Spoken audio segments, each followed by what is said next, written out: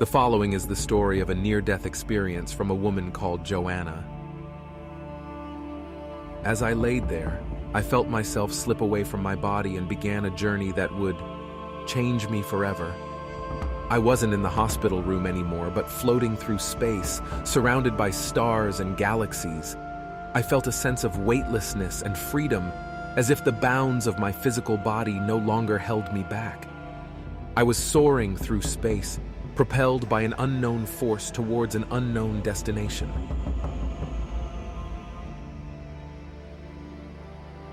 As I traveled through the universe, I began to encounter entities that defied description. Some were like glowing orbs of light, while others were humanoid in shape, but made of pure energy. They communicated with me telepathically, transmitting emotions and concepts directly into my mind. I felt a sense of belonging and connection with these entities, as if I were a part of something greater than myself. They showed me visions of other worlds, filled with beauty and wonder beyond anything I'd ever seen. There were vast cities that stretched for miles. I felt a sense of wonder and curiosity, as if I were exploring a vast and infinite universe that was waiting to be discovered. As I continued this journey, I began to sense that I was approaching something significant. It was a feeling of anticipation and excitement, as if I were about to discover some great secret. As I drew closer to the structure, I felt a powerful force pulling me towards it. It was like a gravitational field, but much stronger. I felt myself being drawn towards the heart of the structure. And as I reached it, I felt a burst of energy that seemed to fill every cell of my being. It was a feeling of pure joy and ecstasy, as if I were experiencing the very essence of life itself. There was a sense of oneness with the universe, as if all of the barriers that separated me from the world around my human reality had dissolved. As the experience began to fade, I felt a sense of sadness and longing. I somehow knew that I had to return to my physical body, but I didn't want to leave this place of wonder and beauty. When I woke up in the hospital room, I knew that my life would never be the same again.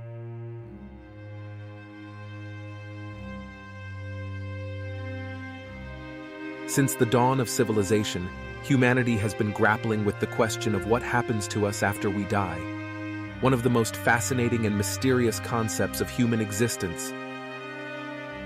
This is not just an intellectual or academic exploration. Our quest for understanding the afterlife has profound implications for how we live our lives and face our mortality.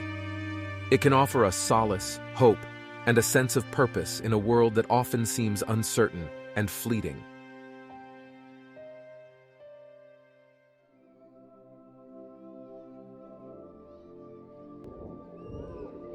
When we talk about the afterlife, one of the most compelling sources of evidence, in my opinion, comes from those who have had near-death experiences, also known as NDE.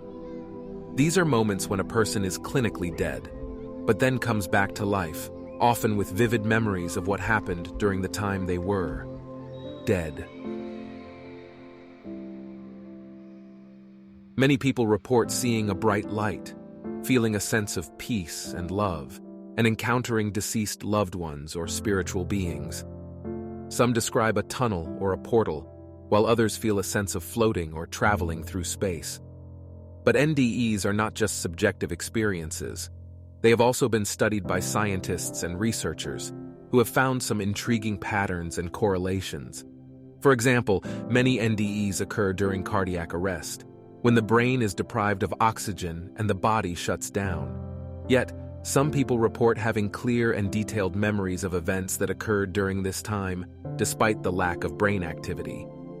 Some scientists have even suggested that NDEs may be a glimpse into the true nature of consciousness, and that they provide some evidence for the existence of a non-physical aspect of human existence that can survive beyond death.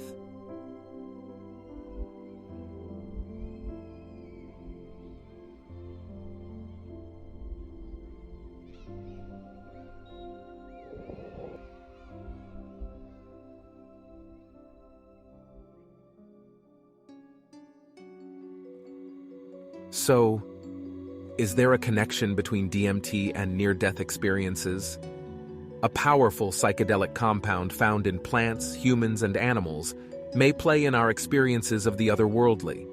DMT has been referred to as the spirit molecule, due to its ability to induce vivid and often profound experiences of alternate realities, spiritual realms, and encounters with entities or beings that some people describe as otherworldly. Some researchers have proposed that DMT may be naturally produced in the brain during moments of extreme stress or trauma, including near-death experiences, and that it may provide a bridge between the physical and spiritual dimensions of human consciousness. There are also many stories and reports of people who have used DMT or other psychedelic substances to explore the afterlife or the realms beyond ordinary perception. Some describe encountering entities that seem to guide or teach them, while others report feeling a sense of unity or interconnectedness with all of creation. Of course, these experiences are highly subjective and vary greatly from person to person.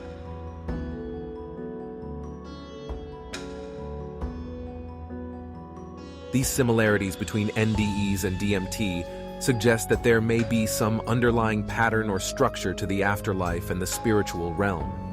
It suggests that it's accessible through various means, including DMT, near-death experiences, though I wouldn't recommend any of these two, but the latter is probably not the best option of the two.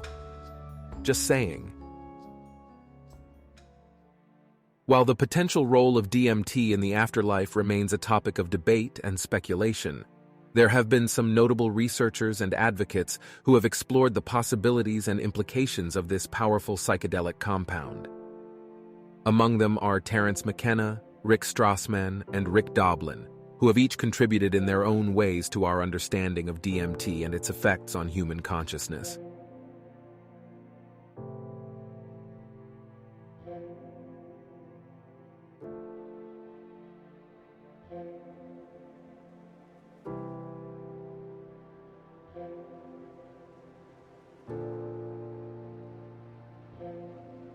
Terence McKenna, a renowned ethnobotanist and philosopher, was one of the first to popularize the idea of DMT as a portal to other dimensions and a means of exploring the mysteries of the afterlife.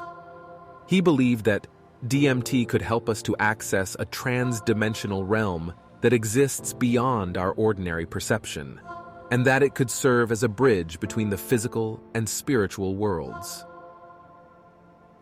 Rick Strassman, a medical doctor and researcher, conducted the first government-approved study of DMT in human subjects in the 1990s, which yielded some fascinating insights into the effects and potential benefits of the compound.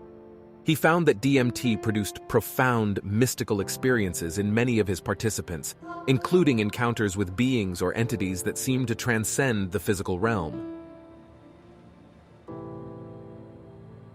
Rick Doblin, the founder of the Multidisciplinary Association for Psychedelic Studies, has been a leading advocate for the responsible and therapeutic use of psychedelic substances, including DMT. He has argued that DMT and other psychedelics have the potential to heal trauma, alleviate anxiety and depression, and promote spiritual growth and insight.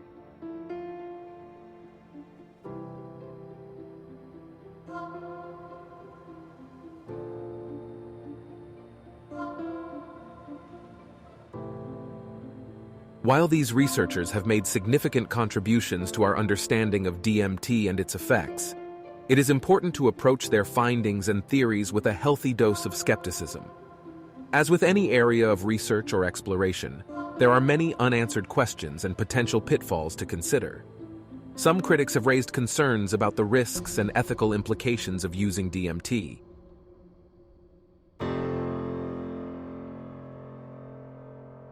Others have questioned the validity of DMT experiences as evidence for the afterlife or spiritual realms, pointing out that they may be the result of neurological or psychological factors. While these criticisms are valid and should be taken seriously, they do not necessarily invalidate the potential insights and benefits that DMT and other psychedelics may offer us in our quest to understand the mysteries of the afterlife and human consciousness.